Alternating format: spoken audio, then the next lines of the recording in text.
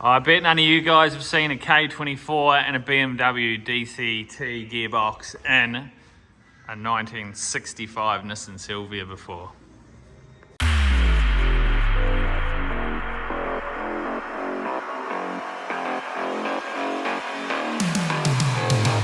Break it down. Oh, we've got a bit of a change in the shed. What we've got to do, hopefully, is put a K24 and a BMW DCT into this very rare 1965 Nissan Silvia. So luckily they're a body on chassis style car, so the body comes completely off the chassis, which makes life probably a bit easier for us. After a quick measure up, I'm pretty sure we can do it. So it's just going to be a matter of how it wants to play the game. Once this thing's finished, this will be a really mint car. So this is the adaptive plate that's been supplied by the owner. So not sure exactly where it's come from. This is all new to me, this DCT stuff. So we're going to learn a bit along the way. Hopefully we can teach you guys some of it. We've also been told it runs a stock K-series starter motor. So we've got a new one of them sitting there ready to go. You need to have all the BMW shifter and a lot of the OEM BMW parts to make this conversion work, apparently. Now this is the gearbox. They're quite a big unit, really heavy. So I'm pretty sure the control unit for it is inside the actual box itself. So this is a DCT 7-speed, quite a tall gearbox, but not that wide. So it will be interesting how all this stuff is going to fit into this thing. It's going to be nice working on a car where you can pull the whole body off the chassis. So obviously a lot of Japanese cars weren't made like this, but the early ones were. Gotta love the old rusty bolts, eh? Oh yeah, love it. So we're seeing a bolt that would usually take you a minute to undo ends up taking 10. It's part of the game. So this motor has valve springs and retainers in it, just 95-pound springs I think it was actually built for a turbo application. It's got a set of good rods. So if he ever wants to put a turbo on it down the track, it'll be quite a good thing. Oh, that's 50 years of road sludge you're trying to scrape off there, Donnie. Good luck. Yeah. It's good. Yeah. So all the bodies were hand built, eh? All hand built. So only a few of these come into Australia, 500 and something ever made. So they use the same chassis as a 1600 Sport. Is that right, Donnie? That's right. The old diff might need a bit of an upgrade down the track, but it would be fun to actually test that diff out and see how strong it is with the DCT and 200 horsepower. Now, just in case you guys are new to the channel, this is a car that we run, little drag car, street car with a K24 and a power glide. It makes 1300 horsepower and does 7 quarter miles. So we've played with the K series for a little bit now, and we're about to play with it a little bit more.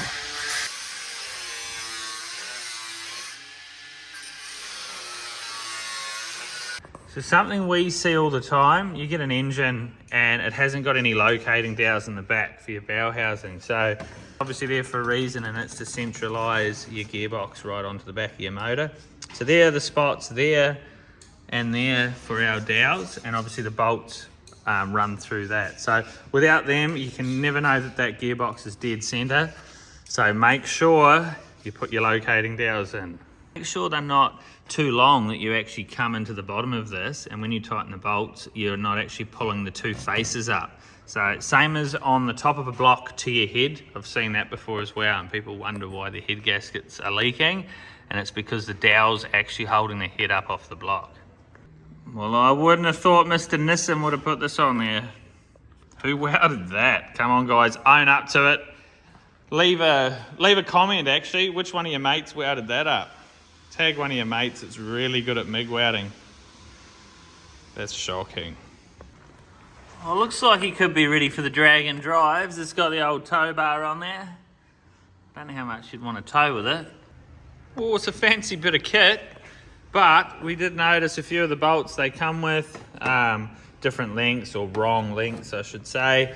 But there are quite a few different variations on the K-series blocks, whether they're a K20A2 or an A1. They use different bolts, so lengths going through into the bow housing. So apart from that, the flywheel bolts straight on, which is nice.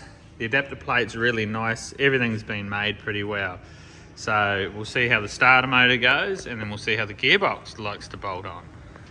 So the flywheel that comes in the kit is actually just a stock Honda one that suits a fair few of the models.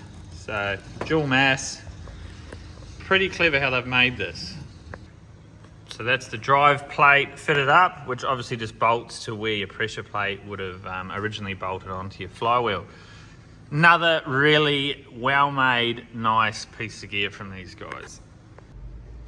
Well, that's the unit bolted up. Everything sort of played the game. Speaking of dowels earlier, one of the dowels that come with the adapter plate were 2mm too long on this side. So we took a bit off that.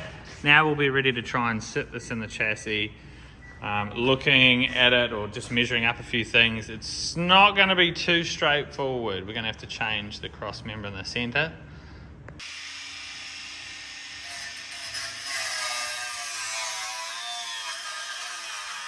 I hope you measured that properly, Donnie. Yeah, I used your ruler, so. Oh, so that's the end of day one. The K-frame has been chopped out. We've tacked in another piece, and that will be the beginning of the new K-frame. So what we'll do is make a rear cross member for the transmission off here, and then we'll reconnect the rest of the subframe back up pretty close to the points it originally was.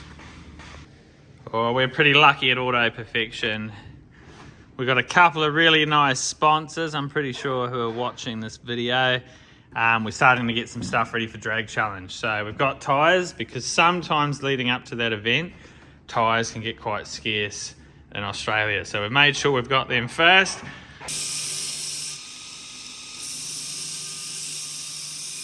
So that's the beginning of the transmission mount. So we'll put a couple of gussets in there once we know everything's in the right position, and now we'll get onto the engine mounts. I can see a UC10 Haltech dash put in there. What are we going to do with this tunnel, Donnie? There's no way that DCT is going to fit in here. No, we're going to have to cut the sides at least, I think. Yeah, hopefully this side we might be able to just give a bit of a beating, but the other side is definitely going to be getting a bit reinvented. I wonder when the last time this thing was actually driven around, and where it was driven around. It looks like a paddock, or someone's used it out on a farm. 1965 Nissan Silvia. Actually, I was reading about them last night. 544 were made, and only 49 sold in Australia. Yeah, and of that 49, how many are left? Yeah, not many, I don't think. Many. But we do know where there's quite a tidy one. If anyone's in the market for one, we do know where there is a really good one. We've actually done all the chassis and that up in the past for it. Actually, Christopher has a list of all the cars remaining in Australia. Oh, has he? Yeah. Yeah, okay. So we've managed just to cut one side of the tunnel, which is handy. Makes it simple, but we're still too high with the motor, unfortunately. So we're going to have to go back to the transmission cross member, lower that down as much as we can. Also notch into this front cross member and get the balancer down lower, so we've got ample clearance for the bonnet.